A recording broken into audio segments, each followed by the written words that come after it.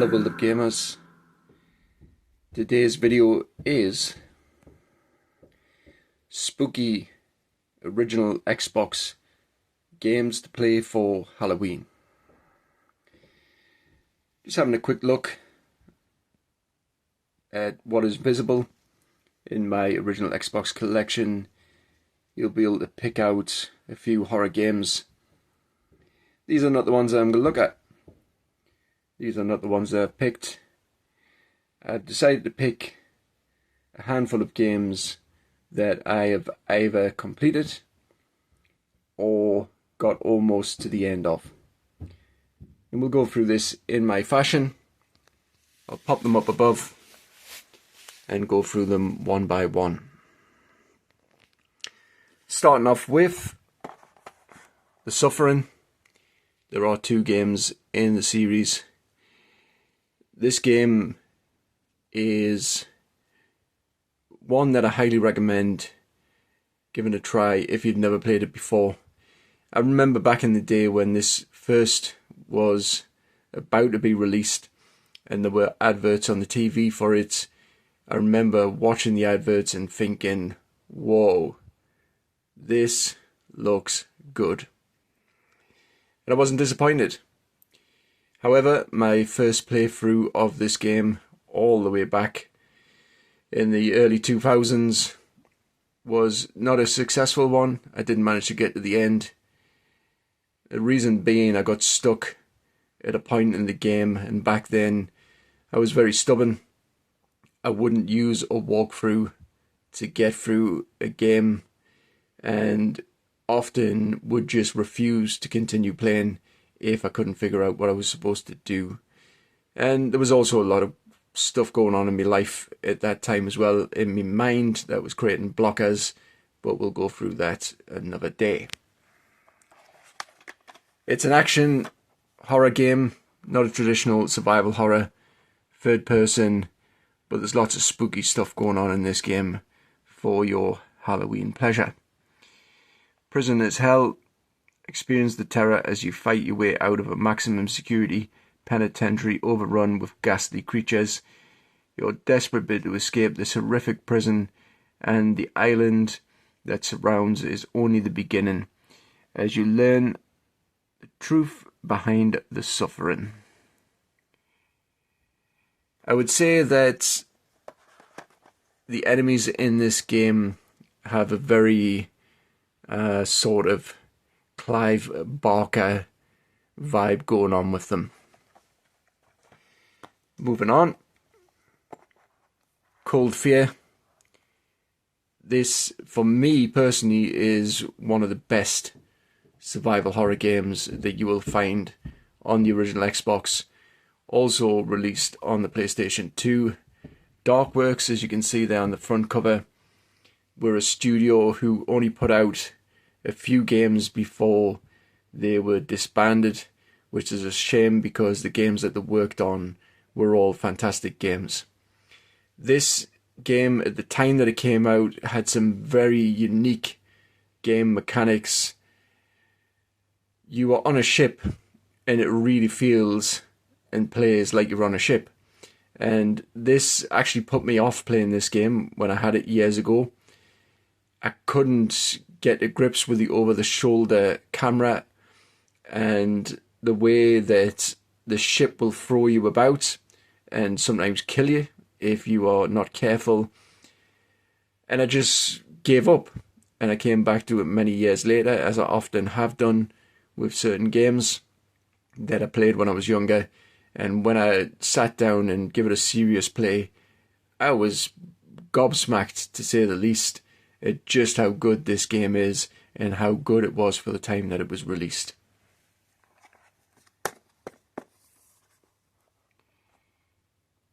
Embark on a voyage of no return. You are Tom Hansen, a US Coast Guard, investigating a distress call from a large Russian whaler in the middle of the Barents Sea. A ferocious storm descends and a watery gateway to hell opens. As the horror lurking beneath the ship's bloodstained decks rises. Bit of a zombie vibe. It is not quite zombie horror. It is a bit of a mix between, I would say, a zombie horror and something like the film The Thing. And that's all I'll say. Don't want to spoil it.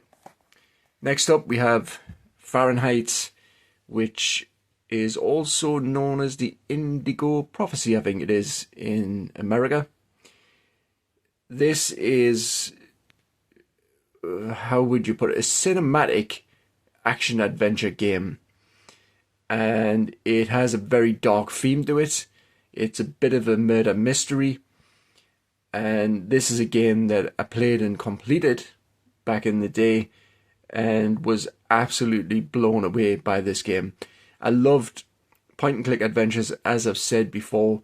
This is almost a point-and-click adventure, but not quite. It's a little bit more involved in how you use the controls in order to follow out certain actions.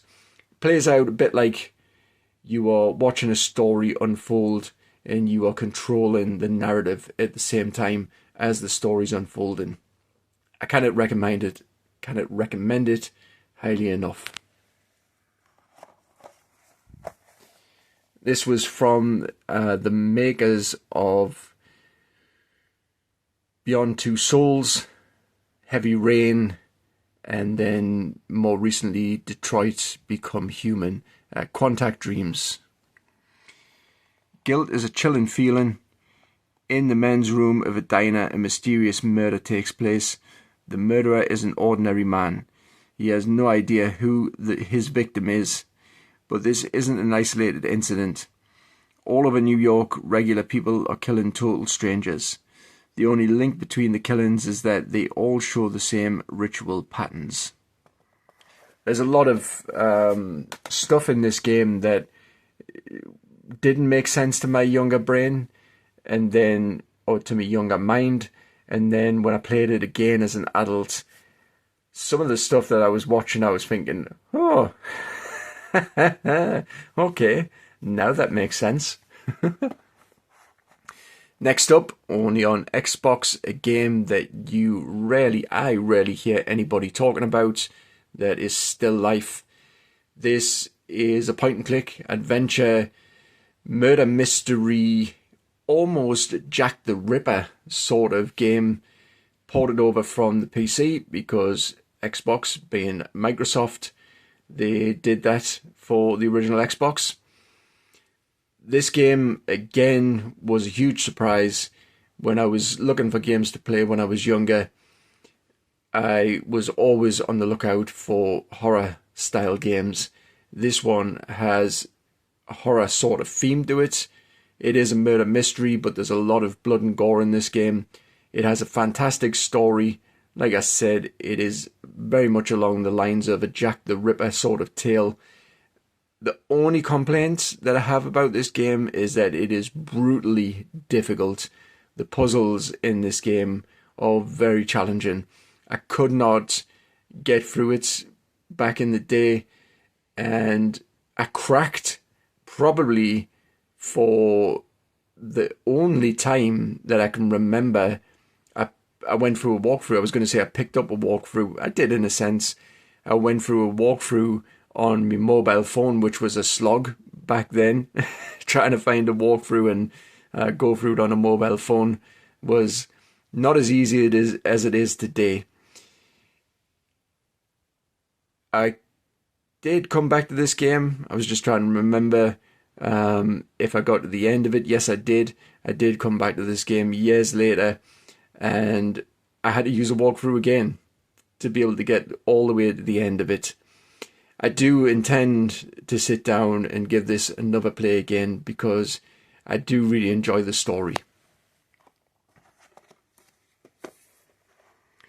Still Life. The producers of Siberia 1 and 2 are proud to present Still Life. I completely forgot that they were involved with this game.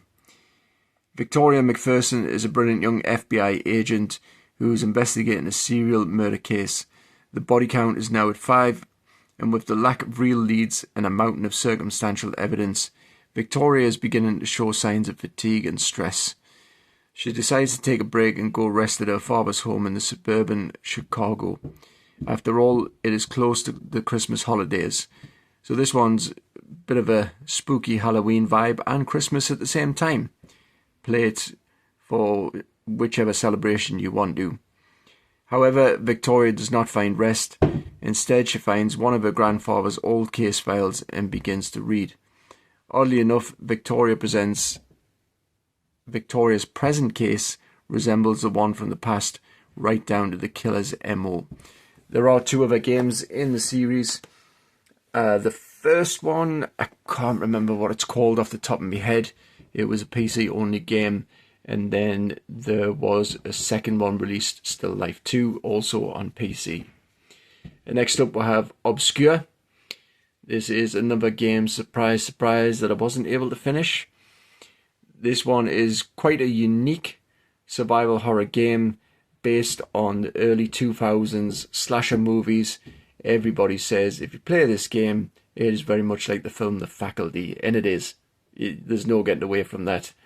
Set inside a school with some American teenagers, it is a co-op survival horror game. So you could sit down with a friend, family member, on a seat next to each other and play the game together, which I did years later with one of my brothers, and we didn't manage to get all the way to the end.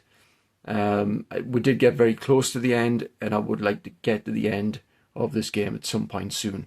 There is also a second Obscure game which was only released on PlayStation 2 and the PSP, not the Xbox. You don't learn for school, you learn for survival. Survival horror hits the high school, the first action adventure in the style of American teen slasher movies. Tortured screams echo through the high school's deserted corridors. Faceless creatures lurk in the shadows. 5 teenagers set out to bring light into the darkness and experience a night that will scar their souls forever. Has a good soundtrack as well. Very much of its time. Still worth a play today. And then finally, another game that I've yet to get to the end of, but have got very close. This one is often talked about as being one of the best survival horror games on the Xbox. I'd say it's more of a action horror game than survival horror. It does have elements of survival horror. It also has very unique gaming mechanics, which I don't want to go into. There's plenty of videos out there that will tell you all about it, but I try not to spoil these games for the people who haven't played them yet. You've just got to play it and see. You will be surprised, and I will be surprised if you don't like this game. Have I even said what it is? Call of Cthulhu. The dark corners of the earth, based on the mythos of H.P. Lovecraft. Fantastic game. The only reason I haven't finished it is because I had 2 hard drives break on us and had my games saved on those hard drives and wasn't able to access those saves. So twice I've started it, twice I've got almost to the end and had to give up because of that. Experience the horror of H.P. Lovecraft like never before in the most chilling survival horror game ever. Not only do you have to keep Jack Walters alive, you have to keep him from going insane as he encounters ever more terrifying creatures and situations. Insanity effects will ensure you experience every ounce of terror as you seek to uncover the mysteries of the great old ones and why it is they want you. So that's it for the games that I recommend that you play this Halloween. There's still plenty more that I can pull out for the next Halloween. Bye for now. Stay safe out there.